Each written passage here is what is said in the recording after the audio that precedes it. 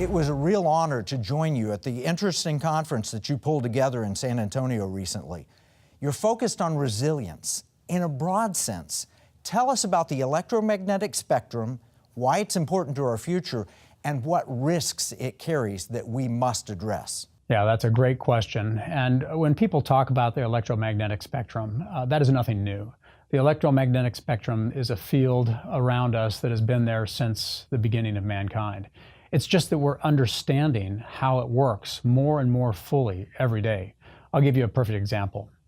Quantum physics is something new that we're discovering, how the particles of an atom really work. And it's really a transition from Newtonian physics, where Einstein knew he didn't have it quite right with E is equal to mc squared, but he wasn't quite sure what was missing. Quantum physics is starting to answer that question. Anytime you have new discovery about the world around us, there are those that will try to weaponize it. So the electromagnetic spectrum, put simply, is the field around us that scientists and engineers are discovering more and more every day how it can be either a tool for peace or a weapon of war, and we need to defend against that. The perfect example are the electrons that flow across every circuit board in our country.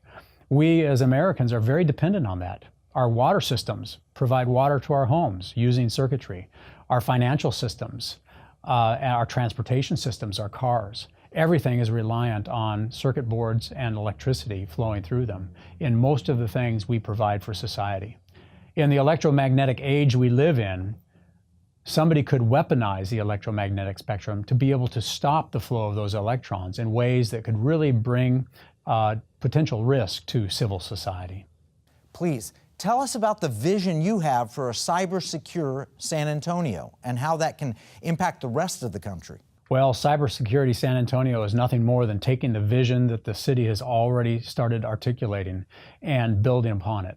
And essentially it's this, that you do not have to be vulnerable to the fact that you use electricity to do things. There are ways for us to design this wonderful blessing called data and the internet and everything electronic to really uplift the human condition and make our lives easier and more affordable, and build it in a way where all of that power, all of that circuitry, all of that blessing is protected against somebody that would try to take it away from us.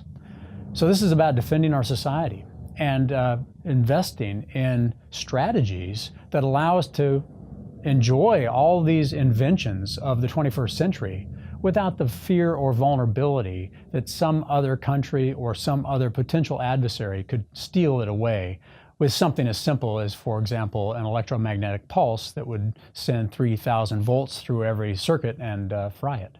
So you can see how this is nothing more than an extension of making San Antonio resilient, where the San Antonio can say, hey, businesses around the world, come to San Antonio and we will give you clean power and we will give you resilient power where nobody can take it away. General, thank you so much for taking time with us today.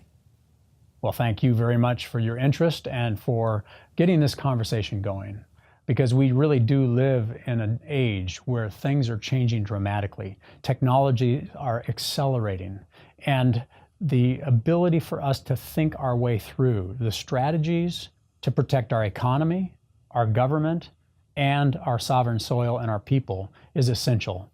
And that's what we're doing here at Air Education Training Command. We are teaching people how to think strategically, critically, creatively, and conceptually to redesign the tools of national power that keep us safe. This is Kevin Freeman from the Economic War Room.